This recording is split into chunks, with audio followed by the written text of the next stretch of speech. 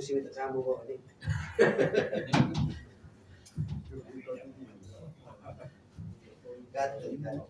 Sambung kau mana? Asal merah. Kawan yang betul ni. Naik tu. أعوذ بالله السميع العليم من الشيطان الرجيم. بسم الله الرحمن الرحيم. الحمد لله رب العالمين وبه نستعين. والصلاة والسلام على أشرف الأنبياء والمرسلين وعلى آله وأصحابه أجمعين. اللهم صل وسلم وبارك على سيدنا محمد الفاتح لما أغلق والخاتم لما سبق ناصر الحق بالحق والهادي إلى صراطك المستقيم صلى الله عليه وعلى آله وأصحابه حق قدره ومقداره العظيم. صلاة تفتح لنا بها أبواب الخير وأبواب التيسير وتغلق بها أبواب الشر وأبواب التعصير. صلاة تكون لنا ولينا ومولانا أنت ولينا ومولانا فنعم المولى ونعم النصير ولا حول ولا قوة إلا بالله العلي العظيم. أعوذ بالله السميع العليم من الشيطان الرجيم. Muslimin muslimat rahimahullah. Alhamdulillah. Syukur kita kepada Allah Subhanahu wa taala. Pada malam ini sekali lagi Allah Subhanahu wa taala memberikan pada kita kesempatan, memberikan pada kita peluang untuk kita gunakan, untuk kita ambil peluang dan kesempatan itu bagi mendapatkan jalan yang diridhai oleh Allah Subhanahu wa taala. Sesungguhnya perjalanan hidup kita ni adalah merupakan satu perjalanan menuju kepada Allah. Iaitu tidak lain dan tidak bukan yang kita cari adalah keredaan Allah. Yang mana kalau kita lihat dalam kehidupan kita ni, kita senantiasa meminta dan mengharapkan daripada Allah Subhanahu wa taala sebagai tanda lemahnya kita, sebagai tanda hinanya kita, sementara sebagai tanda tidak berupayanya kita dalam menentukan perkara-perkara yang memang kita tidak layak untuk menentukan. Sebab itu kita senantiasa memerlukan bimbingan daripada Allah Subhanahu wa taala. Muslimin muslimat rahimakumullah. Kalau kita nak sambung balik tentang peristiwa Isra dan Mi'raj Nabi sallallahu alaihi wasallam daripada Masjidil Haram di Mekah pergi ke Masjidil Aqsa di Palestin. Siapa di mana perjalanan Nabi itu menaiki satu kenderaan yang namanya Buraq. Satu kenderaan yang namanya Buraq. Dan perjalanan ini adalah satu perjalanan yang sangat singkat. Daripada Masjidil Haram di Mekah ke Masjidil Aqsa. Kemudian Nabi SAW naik ke langit. Naik pula dengan menggunakan alat yang namakan Mi'raj ataupun kita katakan tangga. Tapi tangga ni dalam ni payah juga, tangga bergerak accelerator kan. Kalau lift lebih cepat daripada tangga ni. Kereta lambat, tapi lift ni lebih cepat. Macam kita duduk di Menara Petronas tu naik pickup 10 tu sebentar je rasa. Jangan nak kira lift tempat kita ni, ayatnya satu list, terutama list beta, lemuk, duk nunggu, dia dah lambat tu, naik pun lambat pula, jadi orang sakit juga lift tu. Jadi kalau kita naik lift di hotel-hotel ternama ni atau bangunan-bangunan ternama ni, dia laju. Muka tingkat dia tinggi, maknanya dengan kelajuan dia pun tinggi. Begitu juga dengan Rasulullah ni, dia naik Di situlah terbukanya pintu langit. Allah buka pintu langit. Allah nak menggambarkan bahawa Allah boleh terjadi masalah bagi Allah daripada Mekah tu langsung ke langit dan tak payah naik buruk apa pakai direct dan itu semua kuasa Allah. Tapi bila kata Allah nak tunjukkan linuriyahu min ayatin, Allah nak tunjukkan kekuasaan dia, tanda-tanda hebat Allah, tanda-tanda kuasa Allah ni, dia nak bawa Nabi asal nak hiburkan Nabi kerana sedihnya Nabi dalam tahun tersebut, Amul Huzn, tahun kesedihan. Jadi perjalanan Nabi ini, Nabi melihat bahawa adanya manusia yang senantiasa mendapat keuntungan. Bila dia tuai, kandung, ambil tumbuh pula. Dan itu diceritakan oleh Jibril sebagai orang yang berjihad fi sabilillah.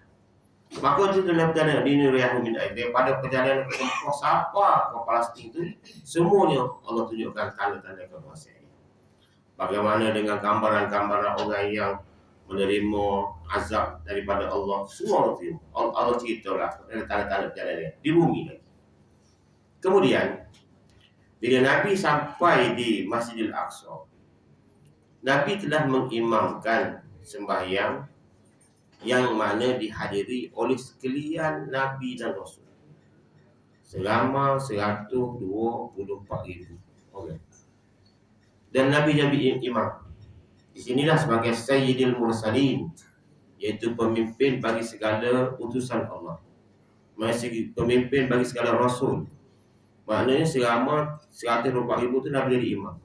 Diangkat Nabi sebagai imam, maknanya orang lain mengikut Nabi SAW. Lepas selesai sembahyang, Nabi diberikan dengan 2 minuman, iaitu susu dan juga arak. Maka Nabi memilih minuman yang mana yang baik, iaitu yang asli, yang mana daripada sumber yang asli, tidak sumber yang diproses, iaitu arak. Maka begitulah Jibril menyatakan, maknanya bijaknya pilihan Nabi SAW. Tidak, umat Nabi akan senantiasa suka pada kemampuan. Jadi lepas pada itu, dia naik ni, daripada ni naik tangga Mi'raj. Kalau kita nak naik lift lah, sampai dari pertama dibuka pintu langit tersebut oleh 70,000 malaikat. Buka pintu langit. Ya ma'syaral jinni wal ins, in istata'tum an tanfudhu min aqtaris samawati wal ardh fanfudhu. Kalau boleh melintasi daripada tempat yang menjadi larangan Allah, maka pergi kalau boleh. Tapi orang la tanfudhu, kamu tidak akan mampu. Maknanya kita ni sebagai makhluk Allah, termasuk iblis sebagai makhluk Allah juga, nak melepasi langit pertama tak mungkin. Mana langit tadi begitu. La tanfudhu, tak akan boleh. Maknanya tidak akan dapat melepasi. Iblis pun tak boleh lepasi. Lepas dilaknat oleh Allah SWT, keluar daripada syurga, nak melintasi langit pertama pun tak boleh masuk. Kerana ada penjaga pintu tersebut. Orang yang di belakang masuk saja boleh masuk. Jadi Jibril ni boleh kata hari-hari turun naik. Jibril turun naik, tapi itu pun tetap juga dia tanya, siapa dia nak mari dengan siapa. Apatah lagi kalau Iblis nak masuk, dia tak boleh masuk. Asal para malaikat ni dia bekerja menurut arahan Allah Subhanahu wa taala. Yang dibenarkan dia mengizinkan, yang tidak dibenarkan tak ada toleransi. Itu KJM malaikat. Jadi bila naik langit yang pertama, langit yang pertama tu, apa yang dijumpa oleh Nabi SAW, melihat seorang yang mana yang dalam keadaan berdiri. Maka dia tengok, maka dia tanya lah siapa ni. Maka diberitahulah oleh Jibril bahawa itulah Abul Bashar, itu ayah sebab segala manusia, itu Nabi Adam. Dia tengok kelakuan Nabi Adam, melihat sebelah kanan dia tersenyum dan melihat sebelah kiri dia menangis. Jadi bapa yang dikatakan perbuatan tadi itu melihat ke kanan dia tersenyum dan melihat ke kiri dia menangis. Maka jawab ada, aku lihatlah anak cucu aku. Anak cucu aku tengok ramai yang beriman, ramai yang taat pada Allah, aku tengok ada kanan, maka aku suka. Tapi bila aku tengok ada kiri, ramai juga anak cucu aku yang ingkar, yang bermaksiat. Ini gambaran kita ada mak ayah kita, itu masih kita ada hubungan dengan mereka. Jangan kita sangka hubungan kita ini hanya sekadar di dunia dengan mak ayah kita. Dia sehingga ke hari akhirat. Jadi setiap perlakuan kita hari ini, walaupun kita sudah berada, contohnya di alam yang berbeza. Kita di alam dunia, ibu dan bapa kita misalnya sudah di alam barzakh. Tapi mereka sangat mengharapkan bantuan dari pihak kita, terutama doa-doa daripada kita. Setiap kita buat kebaikan, pasti mereka akan sokong. Siapa mak? Siapa kepada ibu dan ayah kita? Tiada orang. Dan setiap kita buat jahat juga akan siapa mereka? Pasal kita ni lah merupakan hasil daripada kerja buat mereka dua tadi ni. Sebab tu kewajipan ibu bapa tidak lain dilakukan ialah mendidik anak menjadi soleh. Wajib didik anak jadi soleh. Lagu mana dia memberi pendidikan, memberi ilmu untuk mendapatkan kesolehan. Tapi kalau dia didik tak jadi soleh juga, itu bukan urusan dia. Tapi bagi ibu dan bapa wajib mendidik anak-anak supaya menjadi soleh. Bukan kata mengaji agama belaka, tidak gitu. Tetapi memahami tentang agama, memahami tentang tuntutan agama. Man yuridillahu bihi, siapa-siapa yang dikenal khairah, siapa-siapa yang dikenaki oleh Allah dengan kebaikan, yufaqihu fiddin, nescaya dia akan diberikan kefahaman dalam urusan agama. Maka bila tengok suasana yang sebegitu, maka kita ni dalam hidup kita, kalau mak ayah kita sudah meninggal, kita kena berhati-hati. Kalau kita betul sayang kepada mak ayah kita jangan buat perkara-perkara yang boleh menyebabkan mereka itu diseksa. Dan mereka itu bertambah dengan beban-beban atas perbuatan salah kita. Sebab tu kita ni, sebab tu doa anak yang soleh sangat ditunggu oleh ibu dan bapa. Iza mata ibnu Adam in qata amalu illa min salas. Apabila mati seorang anak Adam, maka terputuslah segala amalan dia kecuali 3 perkara. Yang salah satunya ialah wa waladun salihun yad'ulah, iaitu doa bagi anak-anak yang soleh. Jadi di sinilah peranan kita ni, jangan kita lupa apa jua yang kita buat. Misalnya kita atas dunia ni, kita sedekah. Kita boleh sedekah dengan nama ayah dan ayah kita. Maknanya kita bersedekah pada orang, kita kata ambil sedekah ni atas nama mak ayah kita. Kadang-kadang kata ambil arwah ni. Kita pergi kedai kopi, kita nak belanja, nak buat makan secara resmi, ajak mari makan di rumah kalau begini, mungkin kita tidak mempunyai keuangan yang cukup. Maka kita bawa betin nilai 10 riyal. Ada orang makan semeja dengan kita terus bayar. Ayah-ayah tak boleh.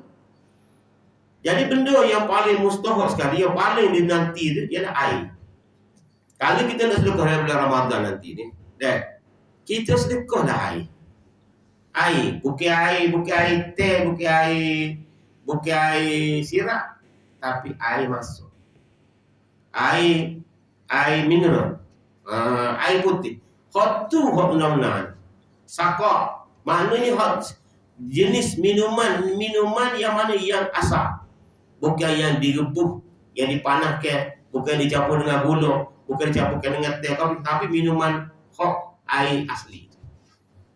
Jadi hot tu lah yang ditunggu sangat. Pasal memberi orang minum hot tu lebih utama. Pasal manusia sendiri pun lebih memerlukan kepada minuman daripada makannya. Manusia kalau tak minum berapa hari boleh mati dia. Tapi kalau dia tak makan, dia banyak hari lagi buat apa? Dan orang yang pentingnya air. Jadi air inilah maknanya yang sangat-sangat, kalau kita nak sedekah, maka sedekah air. Kalau tak boleh nak air masuk, air masuk kedah free belakang. Kedah kita di Kelantan ni free lagi. Dulu timbul semua tak nak bayar segelas segelas pusing udah kalau bunyi kalau pun biar terbaik tu itu pagi tu air kosong pergi lagi tapi barunya kita bayar itu obeng kok tembeng kok SKBB itu bayar jadi niat untuk sedekah pada orang tua jadi kita lihat sini Nabi ada tengok sebelah kanan suka tengok anak cucu dia dalam keadaan tengok sebelah kiri tengok anak cucu dia dalam keadaan buat maksiat begitu juga dengan buah kita gembiranya ibu bapa kita apabila melihat kita ni membuat taat walaupun dia tidak ada seperti kita kue-kue akan doa sebab tu kita ni kena doa bagi kita ni doa ya Allah ampunilah dosa mu ayah hamba ya Allah Allahumma ghfir wali walidayya Allahumma ghfir li wali walidayya ya Allah ampunlah dosa aku ya Allah dan dosa kedua orang tua kena itu Allahumma ghfirli dzunubi wali walidayya warhamhuma kama rabbayani shaghira. Arti kita kena doa sama. Jangan tunggu lepas sembahyang. Sebelum tak sembahyang pun bila kita duduk berzikir Allahumma ghfirli dzunubi wali walidayya Allahumma ghfirli dzunubi wali walidayya Rabbi ghfirli wali walidayya Rabbi ghfirli wali walidayya. Semua biar menjadi ucapan biasa kita. Kita minta doa tu. Jangan biarkan ibu bapa kita ternanti-nanti. Manalah anak aku, manalah doa anak aku. Sebagaimana Nabi Adam tersedih bila pandang ke kiri. Manalah doa. Dan itu. Jadi ini perjuangan manusia yang pertama yang dijumpai oleh baginda Nabi sallallahu alaihi wasallam ialah berjumpa dengan manusia pertama yang diciptakan oleh Allah. Bapa segala manusia. Dia senantiasa melihat kelakuan anak cucu dia. Begitu juga dengan kita, ada ayah kita sama-sama tengok kita. Mak kita sama-sama dia tengok kita. Dia tengok hari-hari dia tengok kalau mak ayah kita meninggal. Lebih-lebih lagi kita kalau masih hidup lagi, lebih-lebih lagi kita nak baik lagi. Sebab tu buat baik pada ibu bapa ni bukan hanya ketika dia hidup, dia mati pun kena juga. Antara buat kerja, buat hubungan baik dengan mak pak walaupun dia telah meninggal, itu dengan doa tadi. Ataupun kita bersaing dengan saing-saing dia baik dengan dia, kita menyantuni mereka pula. Maknanya kita bantu mereka. Apa yang mak ayah kita suka, waktu kita kena buat. Jadi inilah gambaran Nabi Adam di langit kau.